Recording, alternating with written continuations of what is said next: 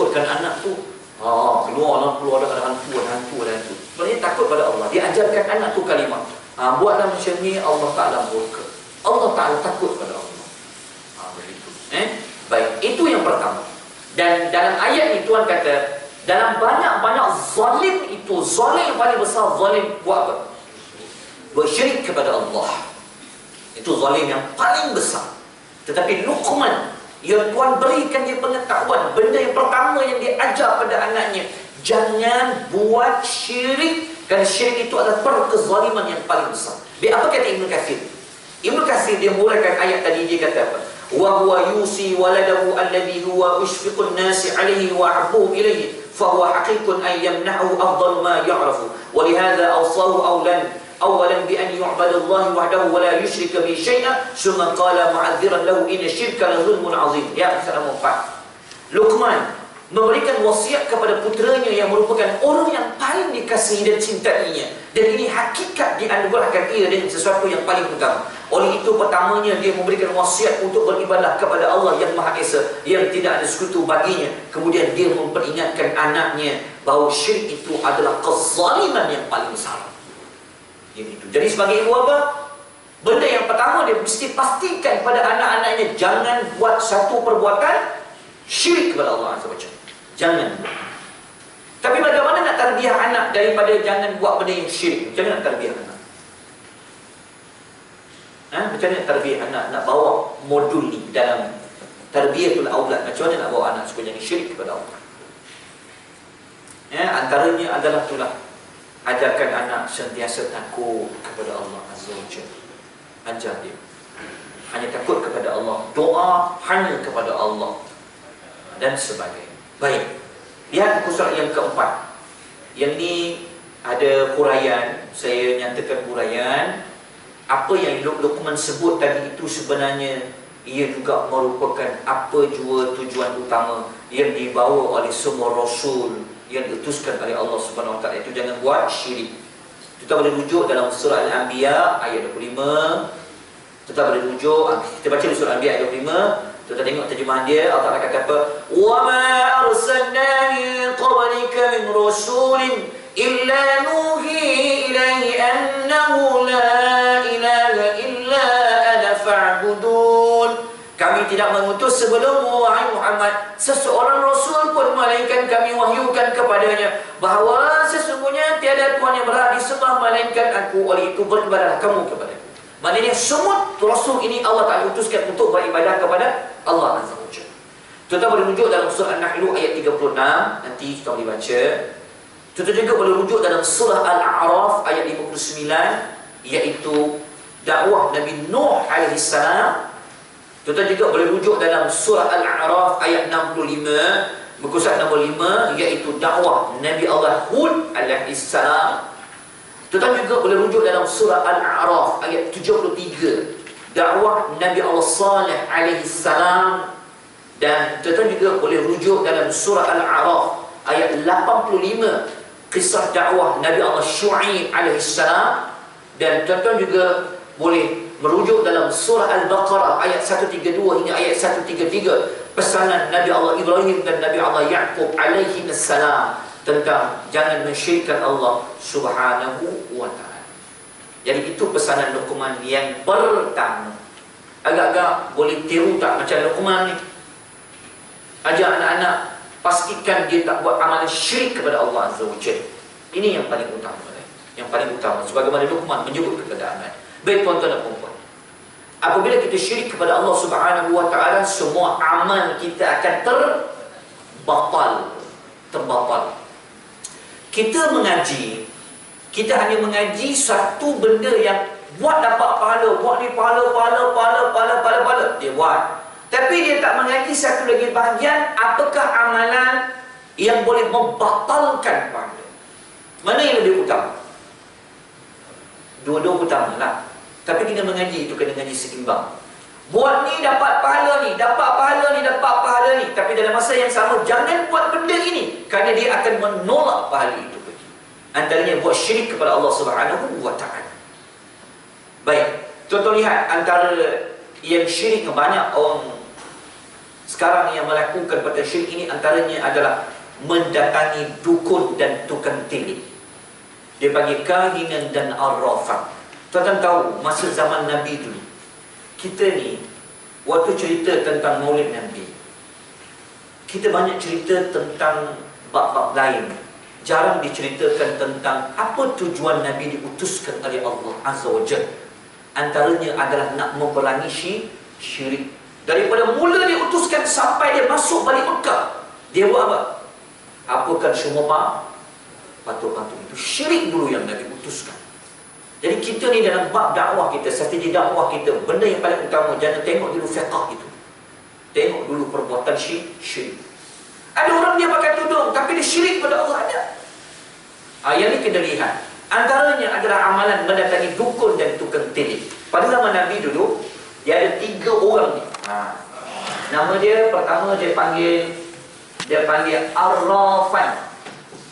Arrafan ni tukang tilik, ataupun dia panggil kahinan, dukun. Satu lagi dia panggil munajjim. Ni orang yang tengok bintang. Ni zaman Nabi dulu. Arrafan ni tukang tilik. Dia tahu. Zaman dulu ada orang dia mengaku, aku tahu benda ni hilang kat mana hilang. Itu dia panggil Arrafan. Termasuk tukang tilik yang boleh meramal.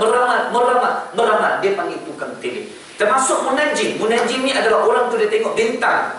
Dia tahu bintang ini kalau tengok begini. Ini berbeza dengan cuaca lah. Kita jangan tengok yang bintang cuaca tu, yang tu lain. Tapi ada orang yang pegang pada bintang, betul tak? Ada pegang bintang tak? Tuan-tuan, bintang apa? Bintang apa? Saya tak bintang Ustaz, saya bulan Ustaz. Bintang apa? Taurus, apa binatang tu? Itu semua perbuatan syirik kepada Allah Azza wa Jalla. Lepas tu jangan buat yang tu, yang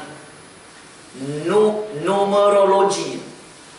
Saya lahir 395 80. Dia pun kira. Oh, kau ni api. Oh, dia tu kayu, api. Oh, sesuai sebab dia membakar, kau menyokong. Itu syirik kepada Allah Azza wa Jalla. Itu syirik kepada Allah Azza wa Jalla. Baik. Tengok apa kata Nabi SAW. Kata Nabi, man ata arrafan aw kahinan fasaddaqahu bima yaqul faqad kafara bima unzila ala Muhammad sallallahu alaihi wasallam. Sesiapa yang mendatangi tukang tilik atau dukun lalu membenarkan apa yang dikatakan olehnya, maka dia telah kufur kepada apa yang diturunkan kepada Muhammad sallallahu alaihi wasallam. Kufur dia kepada Nabi sallallahu alaihi wasallam. Jangan cari bomo. Kalau yang suka buat bomo ni namanya perempuan. Jangan. Kalau tuan-tuan, ni cerita ni panjang tapi dia syirik kepada Allah. Tak ada manusia yang dia tahu benda yang hilang. Betul tak? Nama benda tu hilang. Kalau ada orang boleh mendakwa dia tahu begini hilang tu di mana. Sebenarnya dia bukan menggunakan ilmu dia, tetapi dia menggunakan qori, jin. Kita datang pada dia kata apa? Saya tahu tuan ni ada masalah apa, saya tahu. Yang cerita dekat dia tu qori kita. Sebenarnya dia menggunakan jin. Boleh syirik pada Allah Azza wa Jalla. Macam-macam. Zaman sekarang ni walaupun dia moden pun macam-macam. Ada orang minta jampi dekat kita, Ustaz, tolong jampi anak saya nak pensel. Saya bagi pensel dulu Ustaz, jampi. Siapa pensel pun nak kena jampi. Allahu Akbar. Baik, Nabi kata at-tiyaratu min asy-syirik, perbuatan tiarah meramal nasib itu termasuk perbuatan syirik. Zaman dulu, zaman Nabi dulu, diorang ni kalau nak musafir, mereka lepaskan kijang. Okey, lepas kijang sekarang. Pergi kanan ke kiri. Oh, kalau pergi ke kanan ni, oh, ni bagus ni, kena teruskan perjalanan. Pergi ke kiri, dia panggil tiarah. Ataupun mereka lepaskan burung. Tengok burung tu pergi mana. Kalau pergi ke kanan, oh elok ni, kita teruskan perjalanan. Kalau pergi kiri, ada tak orang amal macam tu? Ada tak? Ada tak orang amal macam tu? Ada kan pendapat yang kata ada tu, tak pernah dengar. Dia kata apa, kalau kita apa, betul tak? Boleh jadi syirik tak? Start kereta tak boleh hidup. Start kereta, oh ini petanda ni. Kalau teruskan perjalanan ni accident ni. Boleh tak? Boleh ke tak boleh? Islam ganti dengan istikharah. Bukan istikharah tu, cuma kita ni istikharah Ustaz. Saya dah kahwin Ustaz, apa pasal istikharah lagi? Istikharah tu bukan untuk kahwin saja. Tuan-tuan nak balik kampung, ataupun tuan nak balik, sekali tu tak nak balik, aku nak balik malam sekali jam, tak nak balik pukul apa ni, nak balik pukul 5.30 kan, nak balik lepas maghrib, nak balik lepas isyak. Istikharah, betul tak? Istikharah. Kita ni tak guna istikharah. Yang tu jadi masalah. Istikharah kepada Allah Azza wa Jalla. Cuma istikharah benda yang harum dan sebagainya. Jadi zaman Nabi Nuh, Nabi datang, Nabi bentar syirik-syirik ini. Dan antara yang meramalkan dengan bintang, sikit lagi, tengok kisah nombor 8 tu. Berkata Zaid bin Khalid al-Juhani, dia kata shalla bina Rasulullah sallallahu alaihi wasallam salat as-subhi bil Hudaybiyah fi ithar sama'in kana min al-lail. Falamma asrafa aqbala 'ala an-nas. Saya baca terjemahan ni. Rasulullah sallallahu alaihi wasallam telah mengerjakan salat subuh bersama kami ketika di Hudaybiyah. Ketika itu masih ada rintik-rintik hujan yang turun di malam hari. Setelah berganjak dari tempat duduknya, bagi dia menghadap ke arah para sahabatnya lalu bersabda, adakah kamu semua mengetahui apa yang difirmankan oleh Allah kepada kamu semua? Jawab mereka, Allah dan Rasul lebih mengetahui. Allah telah berfirman, pagi ini ada antara hamba-Ku yang beriman kepadaku dan ada pula yang kafir.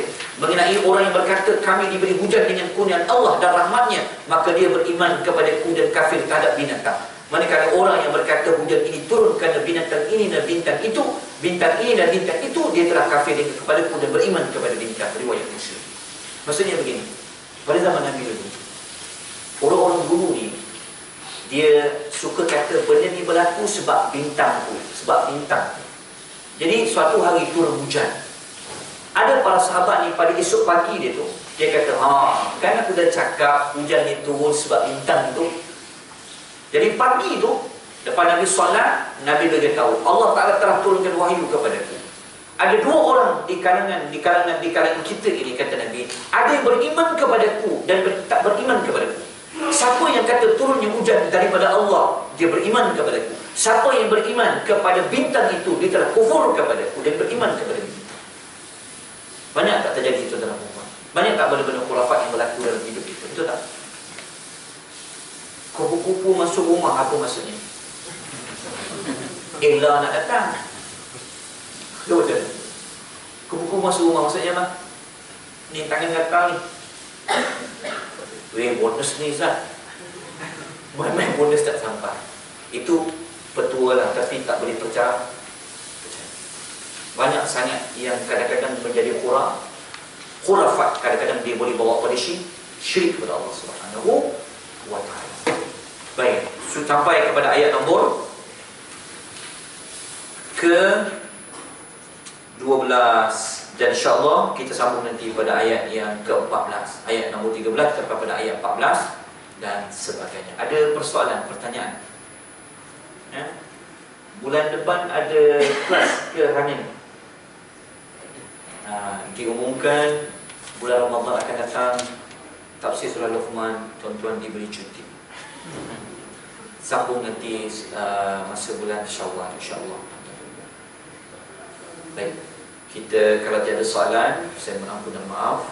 Baik, kita sambung nanti pada bulan akan datang. Aqulu qouli hadza wa astaghfirullahal azim wa li tawfiq hidayah. Wassalamualaikum warahmatullahi wabarakatuh.